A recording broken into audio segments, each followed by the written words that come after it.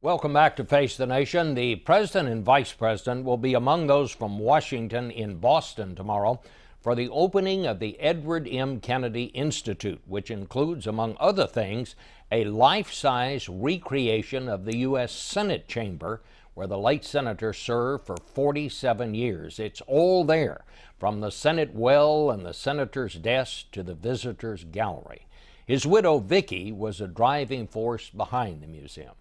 Ted Kennedy was certainly a joyous Democrat. He loved his party. He was a man of strong beliefs, but he always listened to the other side and looked for that nugget of common ground that could move an issue forward. In the historic Senate hearing room where he crafted so much of the legislation that became law, we gathered four of his longtime colleagues: Democratic Senator Barbara Mikulski, former Democratic Senator Chris Dodd, former Republican Senator Olympia Snowe, and Republican Senator John McCain.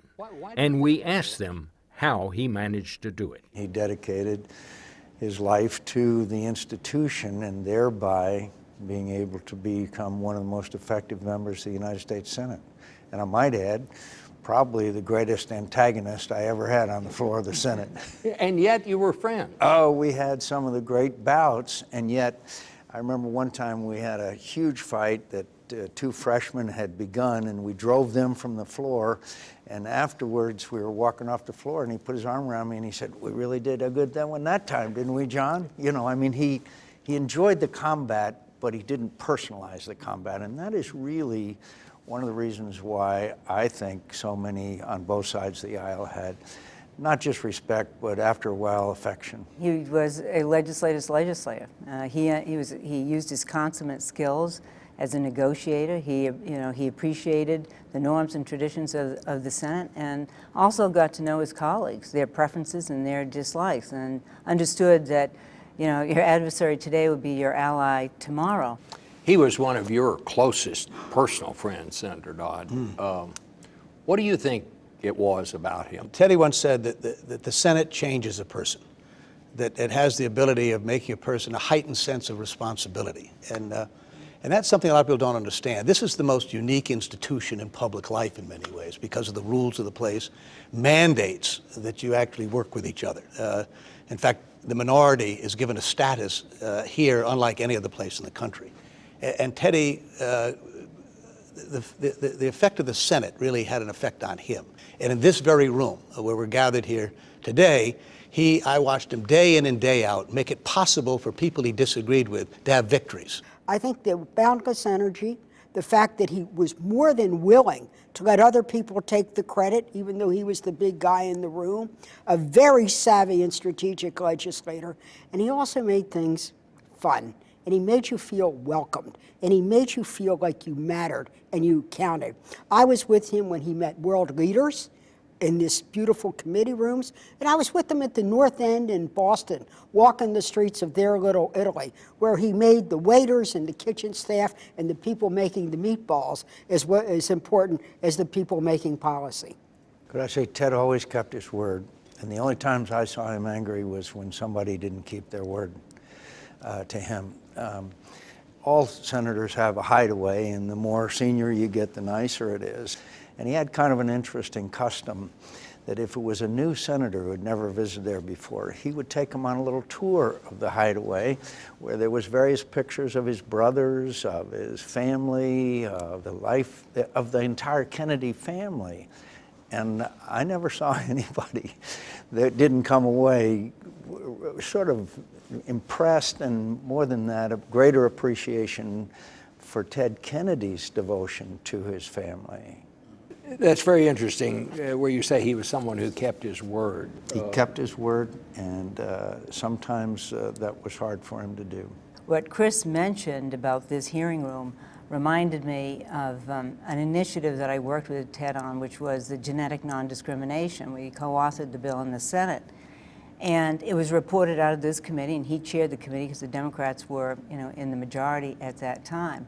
And he reported it out as the Snowe-Kennedy bill rather than Kennedy-Snowe, because the chair customarily, signs his or her name as first. I wasn't even a member of the committee, and I give this as an example because imagine, frankly, in today's legislative environment, to have such a magnanimous gesture and that kind of difference. He used to do, he'd have a dinner at the beginning of each Congress at his home. No staff, no family, just members.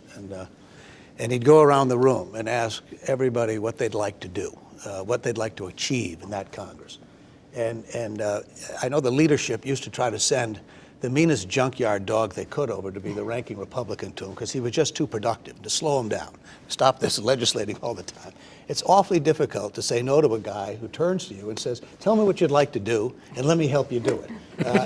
And invariably, friends up here would turn around, Olympia is giving you a good example of it, would say, how can I be mad at this guy? He's going to help me do something I'd like to do in a different party. And it was, of course, magical, and it was fun to work with him. Well, that picks up on a women's health agenda for which Senator Kennedy was very supportive. When I came to the Senate, I was the only Democratic woman. Senator Casaubon was the only Republican woman. Senator Snowe and I had worked in the House, along with some others, when the fact women had not been included in the protocols at NIH. We were systematically excluded. They said our hormones kind of messed up the research, whatever that meant. Senator Kennedy. Well, what did that mean?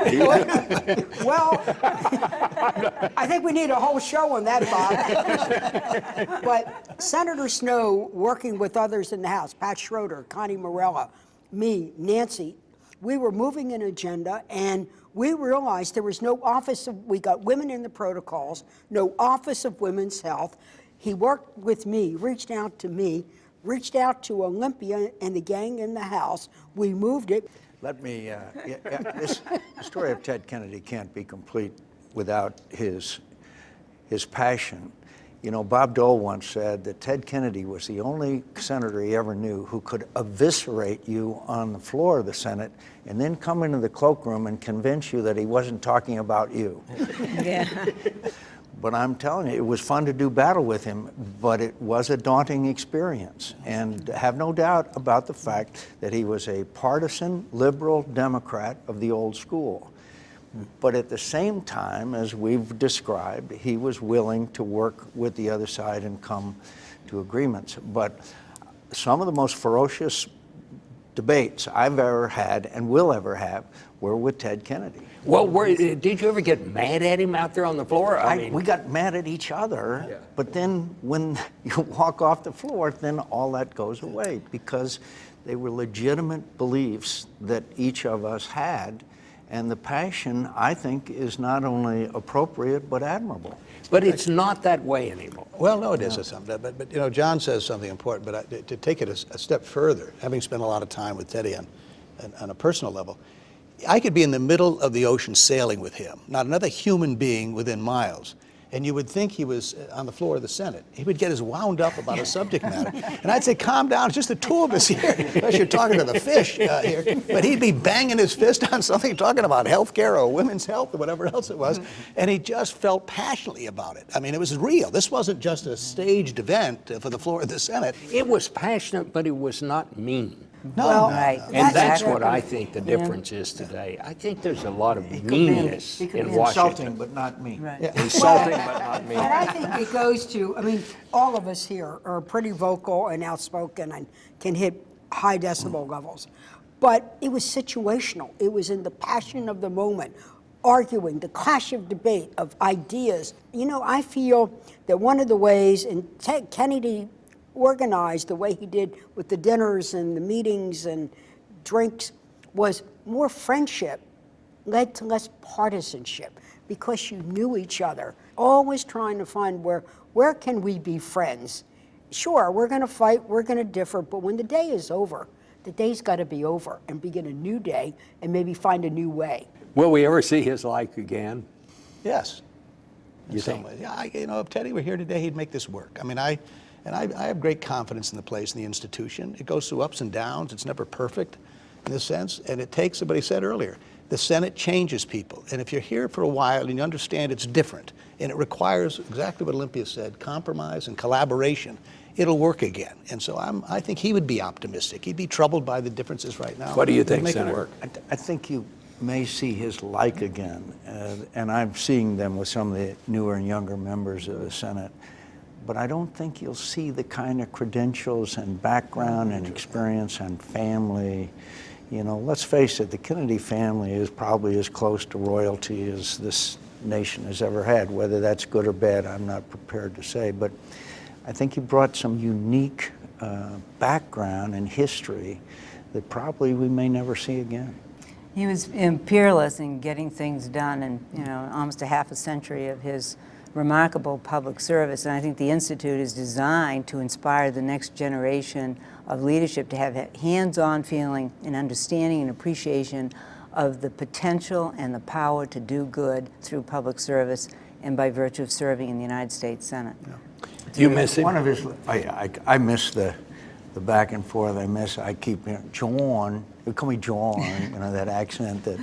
And I certainly do miss him. I miss the combat. I miss the integrity, and I miss the desire to get things done for the people of this country. And I do agree that there will be others that are equally, as far as service is concerned. But frankly, for those of us who knew him, we may never see his quite like that again.